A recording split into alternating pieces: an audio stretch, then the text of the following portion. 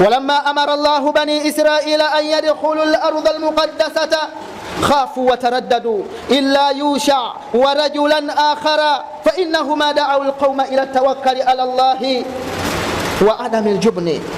Zama Allah jalla jalalu alipoamrisha wana wa Israeli waingie katika mji mtakatifu, pale walipotoka katika mikono ya Firaun wakapitishwa katika bahari ya Sham, walifikia katika ardhi hii ya Sinaa, kama ambavyo historia inavyosema. Hapa ndipo walicheza sana kwa muda mrefu na walifanya matukio ya ajabu katika ardhi hii, lakini makusudio, Allah alikusudia waingie katika mji mtakatifu wa Palestina, ambayo ndio ilikuwa ikiitwa Kanaan kwa muda huo na zama hizo. Sasa walikuwa ni waoga kuingia katika mji huo kwa sababu maalum. Walimsumbua sana Nabii Musa, isipokuwa Yusha na mwenzake, watu wawili hawa ndio ambao walikubali kuingia katika mji huo. Na historia inasema vijana wawili hawa, hata ndani ya Qur'ani tukufu wametaja watu wawili ambaye ni Yusha na mwenzake anayeitwa Kalbu ibn Yufanna. Historia inasema hivyo. Hawa walipata sasa kuwalingania wenzao watawakkali kwa Allah, wategemee kwa Allah na wasiwe waoga kuingia katika mji huo. Huo mji, kwa nini walikuwa wanaogopa kuingia? Maana yake walikuwa wanaogopa kuingia kwa sababu ndani yake kulikuwa kuna watu wanaishi katika huo mji, na watu hao ni waovu, na watu hao walikuwa wana nguvu sana, na watu hao walikuwa ni watu wa vita, ni watu wabaya mno na wenye nguvu za hali ya juu. Kwa hiyo Allah akawaamuru waingie pale katika mji ule, wakapigane, waweze kuishi na mji huo, waweze kuwa ndani yake. Lakini Yusha na mwenzake walipata kuwalingania wenzao waweze kuungana pamoja na Nabii Musa waingie, lakini walikataa. Historia inasema namna ilivyokuwa. Anasema lamma najja Allahu bani Israila ma'a nabiyihim Musa alayhi salam wa shaqqa lahum al-bahra fa'abaru bisalamin thumma ataw al-ardha Sinaa wa nazalu fiha. Zama Allah jalla jalalu alipookoa wana wa Israeli pamoja na Nabii Musa katika bahari, katika mikono ya Firaun, kisha wakashuhudia namna ambavyo Allah alivyowapasulia bahari, lakini kisha baada ya hapo wakavuka kwa salama na amani, kisha wakafika katika ardhi hii ya Sinaa. Baada ya kuvuka hapo na wakakaa hapo na wakaishi katika mji huo, thumma amarahumullahu ala lisani Musa alayhi salam an yadkhulu al-ardha al-muqaddasata wa yuqatilu man fiha wa la yakhafu. Allah akawaamrisha watoke pale sasa waende wakauvamie mji wa Kanaan, Palestina, ili waishi na waingie hapo. Wakafanyaje? Wakawa ni waoga.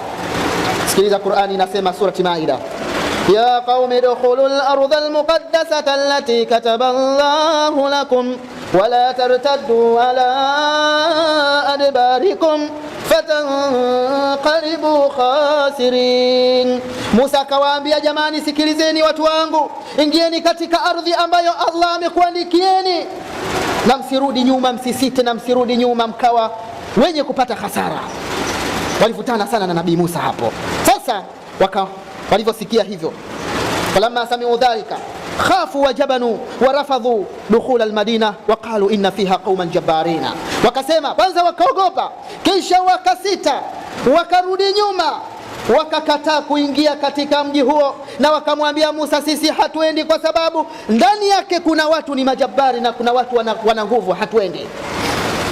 Wakamwambia Musa, unashuhudia jinsi ambavyo sisi tulivyokuwa katika mikono ya Firaun, tulivyokuwa sisi madhalili katika mikono ya Firaun, tulikuwa sisi tukiteswa, hatuna nguvu yoyote. Leo unasema eti twende tukapigane? Hatuwezi kwenda.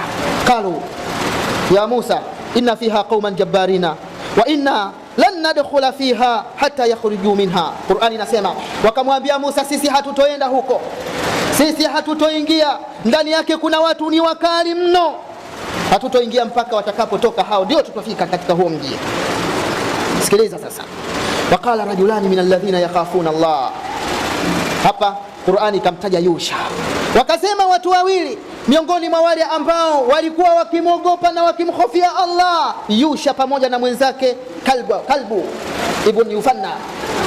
Wakasema sasa, wakawa wanawahimiza na wakawa wanawapa moyo na wakawa wanawalingania wenzao, wakawaambia twendeni tukawavamie katika mji, msiogope. fa idha dakhaltumuhu fa innahum ghalibun au dakhilun. Tutakapofika hapo na tutakapoingia tukapata msaada wa Mwenyezi Mungu na tutashinda, kama ambavyo tulivyopata msaada wa Allah na kushinda katika mikono ya Firaun na katika bahari. Yusha anawalingania wenzake na mwenzake huyu Yufanna, lakini jamaa hawa walikataa katu kabisa na wakakataa kuingia na kwenda. Sasa sikiliza, walivyoona mvutano umekuwa mkubwa, mambo yamekuwa mengi, maneno kwa Musa yamekuwa mengi, wakamwambia qalu ya Musa inna lan nadkhulaha abadan madamu fiha, wakamwambia Musa sisi hatutoingia humo kamwe muda wa kuwa hao jamaa wako humo ndani. Fadhhaba anta wa rabbuka faqatila inna hahuna qa'idun. Wakasema sasa sikiliza bwana, nenda wewe na Mola wako mkapigane, sisi tuko hapa tumekaa. Walikuwa wajeuri kweli kweli, wamesahau walikotoka. Sasa Allah akaona hii sasa ishakuwa too much, faghadiba Allahu alaihim, Allah kasirika, faaqabahum bidhiya'i fi sakhara'i 40 sana. Allah akawaadhibu kwa kuwapa ukame, wakaishi katika ukame kwa muda wa miaka 40, wakawa wanatangatanga miaka 40. Ardhi ile sasa waliopo haitoi mmea wala haitoi chochote kwa muda wa miaka 40. Qur'ani inasema qala fa innaha muharramatun alaihim 40 sanatan yatihuna fil ardi, wakawa wanatangatanga, ardhi ikaharamishwa juu yao kuweza kutoa mmea wowote wala mazao yoyote kwa muda wa miaka 40, wakiwa wanatangatanga, hawana mbele wala nyuma, miaka 40. Sasa baada ya hapo Musa kazi yake imeishia hapo. Famata Musa, Nabii Musa akafariki dunia. Famata Musa wahum fi dhalika alhal, akiwacha wako katika hali hiyo ya kutangatanga. Sasa sikiliza, falamma mata Musa alayhi salam ikhtara Allahu Yusha liyakuna qaidan li bani Israil faqadahum bihikmati wa quwwa. Baada ya kufariki Nabii Musa, Allah akamteua Yusha awe kiongozi wao wa kuweza kuongoza hawa sasa Bani Israil, akawa ni mwenye kuongoza wao, akawaongoza kwa hikma na nguvu kubwa. Sasa kipindi hicho sasa Yusha ndio msimamizi baada ya Nabii Musa. Yusha akawatengeneza vizuri, akawaunda vizuri, na bahati nzuri wale mababa zao wengi wamekwisha kuondoka na kufariki dunia, vijukuu sasa wakawa pamoja na Yusha wakati huo baada ya miaka 40 hiyo. Kisha baada ya hapo wakawa kitu kimoja, wakamuelewa Yusha.